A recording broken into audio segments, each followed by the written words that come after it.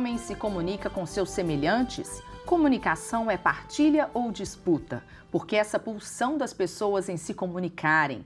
Esta é uma das reflexões propostas pelo Seminário Internacional, atividade comunicacional em ambientes mediáticos, promovido pelo mestrado em comunicação da PUC Minas. O convidado foi o professor Adriano Duarte Rodrigues, da Faculdade de Ciências Sociais e Humanas da Universidade Nova de Lisboa, autor de várias publicações científicas e considerado um dos mais importantes nomes no estudo das ciências da comunicação em Portugal. Professor Adriano, bem-vindo. Obrigado. Professor, como que o senhor define a comunicação nos dias de hoje? A resposta à sua pergunta é complicada e complexa, não é? Nos dias de hoje a comunicação ela é como sempre foi, desde que o homem se ergueu sobre os seus dois pés e passou a ser um ser bípede. A comunicação nos dias de hoje continua a utilizar os mesmos recursos que sempre utilizou, embora eles tenham sido cada vez mais tecnicamente elaborados, mas são os mesmos, são os recursos da linguagem. Ao fim destes 2, 3 dias, eu penso que os participantes no seminário já devem ter compreendido que, no fim de contas,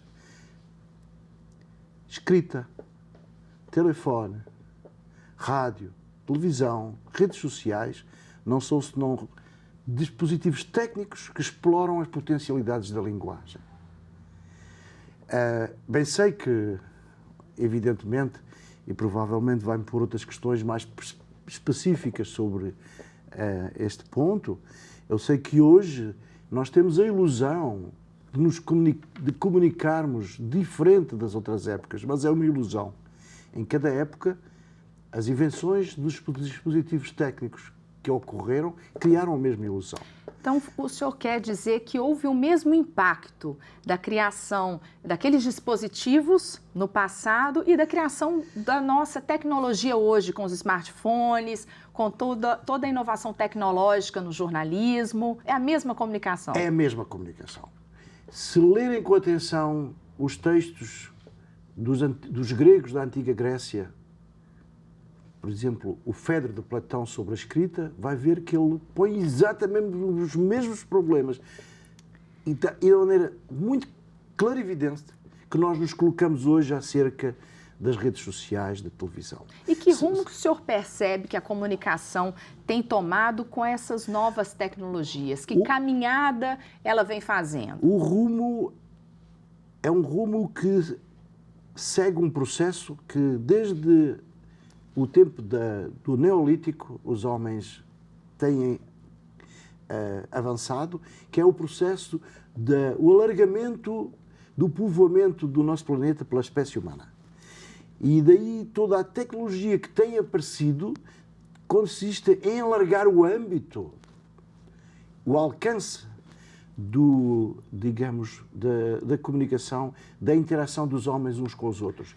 É esse processo que, ao longo de vários milénios, a humanidade tem seguido e hoje de uma maneira particularmente acelerada. O senhor percebe uma mudança, uma reconfiguração no jornalismo a partir dessas novas tecnologias? Com certeza.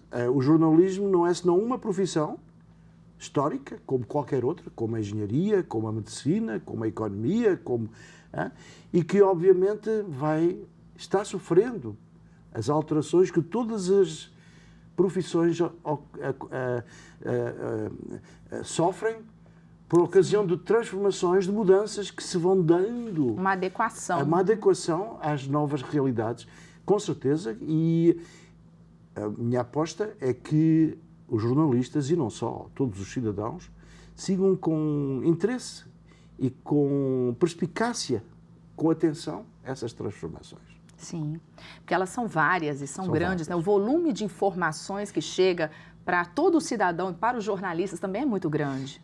Há um processo muito interessante que entre outros, podíamos falar de muitos aspectos, não é? Não temos tempo, mas um dos aspectos é que há uma cada vez maior, como é que eu diria, diferenciação, participação dos cidadãos na própria Sim. criação Sim. narrativa da sua história. As redes sociais têm aspectos positivos e outros menos positivos, mas têm este aspecto extraordinário, que é de fazer com que os cidadãos, em tempo real, partilhem as suas histórias. Sim, eles são coparticipantes. Isso é novo. Né? São coparticipantes na criação narrativa da nossa experiência.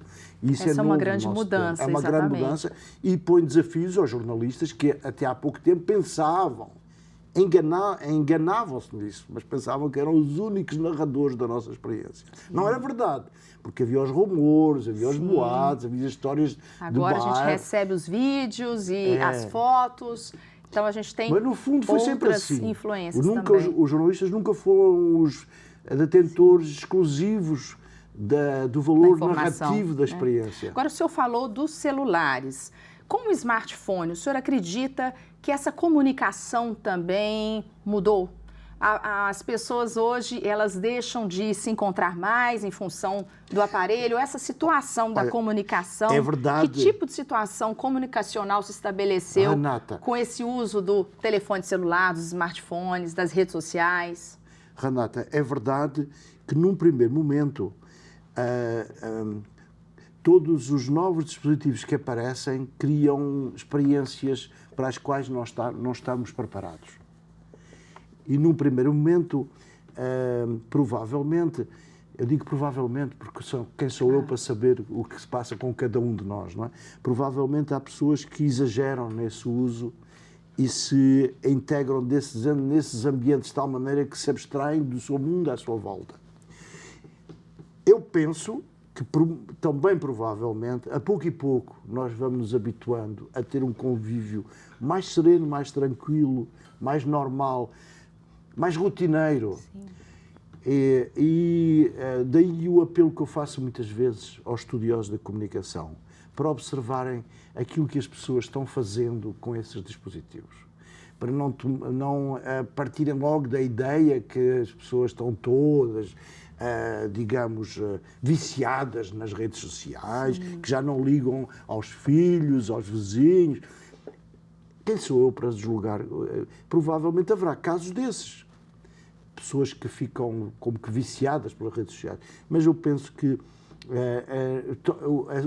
a espécie humana tem racionalidade e que a pouco vai-se dando conta desses exageros e arrepia caminho e começa a encontrar maneiras saudáveis de ligar com... Exatamente. Como hoje lidamos com o impresso, com o livro, com a escrita, com o telefone, que na época também criaram problemas semelhantes. E de vez em quando a gente vê pessoas que retomam experiências do passado, festas de aniversário, enfim, experiências do passado para resgatar algo que às vezes eles têm a oportunidade de usufruir com uma tecnologia ou num ambiente e eles têm esse discernimento. É por isso que no seminário eu faço muito apelo aos meus colegas e aos estudantes da pós-graduação e do mestrado da PUC para terem como metodologia de trabalho a observação das pessoas. Sim. O senhor afirmou também em uma de suas palestras que o conhecimento ele é limitado aos recursos comunicacionais, né? Nós vivemos em uma época que a gente dispõe realmente de muitos recursos e isso tem contribuído para melhorar a qualidade do nosso conhecimento? A resposta a essa pergunta é que não sei. Não sei se tem melhorado, não sei, francamente, não sei se tem melhorado ou não. Eu penso que... A gente só vai perceber ao longo dos anos. Exato. Eu acho que a coisa pior que nós podemos fazer na universidade é antecipar-nos, digamos, encarnar uma espécie de visão profética sobre o mundo que não nos compete, nem temos competência para isso. Nem uma visão profética, nem uma visão ética, digamos, de juízo sobre as pessoas. Eu penso que eu acredito muito, isso sim, é uma crença profunda, na racionalidade do ser humano, que mesmo nas situações mais inesperadas, mais inovadoras, encontra o seu jeito de dar a volta, né? De discernimento, exatamente. A palavra discernimento que tem a mesma etimologia da palavra crítica, não é? As pessoas são críticas. elas, não eu, mas elas, as pessoas, elas e eu também com elas, não é? Não fazemos parte do mesmo barco, sim, não é? Os dispositivos de comunicação, eles não nos trazem hoje mais do que aquilo que a linguagem põe ao, sim, nosso alcance. Isso é que é o ponto fundamental que eu procurei refletir neste seminário. Professor, para a gente encerrar, como que deveria ser a comunicação hoje? Não sei responder. Acho que quem sabe responder somos nós todos, quando nos encontramos nas circunstâncias da nossa vida, do dia a dia. Nós, nas circunstâncias do dia a dia, encontramos a resposta a essa pergunta. Nenhum professor, por mais doutoramento, por mais concursos que tenha feito, por mais artigos ou livros que tenha escrito, tem resposta a essa pergunta, porque quem tem a resposta para essa pergunta são os nossos, digamos assim, somos nós todos, in loco, em cada circunstância da nossa vida, porque a comunicação não é senão, e eu gostaria de terminar muito a nossa conversa, não gostaria de terminar sem referir isto, a comunicação não é senão o desenrolar, o mobilizar dos recursos que nós aprendemos nos 2 primeiros anos da nossa vida e que nos apetrecharam com os dispositivos suficientes e necessários para a comunicação entre nós e com o mundo desse planeta. Sim. A comunicação não se aprende. A comunicação aprende-se sim, mas nós não sabemos como. Ela aprende-se com as nossas mães e com os nossos, digamos, educadores, sim, de primeiros, ela se na desenvolve primeira ao longo infância, da vida, né? E a comunicação não se ensina, a comunicação mobiliza-se. É aquilo que cada ser humano, mesmo uma pessoa que nunca aprendeu a ler, que nunca utilizou uma tablet, nem um celular, sabe perfeitamente tudo aquilo que precisa para comunicar adequadamente em cada uma das circunstâncias em que ela é colocada. Sim. E isso faz com que nós somos os seres que são capazes de povoar todos os pontos deste planeta, ao contrário dos outros bichos que estão só apetrechados para habitarem num território. Sim. Professor, muito obrigada pela sua presença. Eu é que agradeço, Renata. Pela nossa linguagem aqui, nossa comunicação obrigado, nesse momento. Renata. Muito obrigada. Felicidades. O Horizonte Notícia Entrevista termina aqui. Gostou do programa? Se quiser rever essa ou outra entrevista, é só acessar o nosso site. O endereço é tvhorizonte.com.br. Até o próximo programa.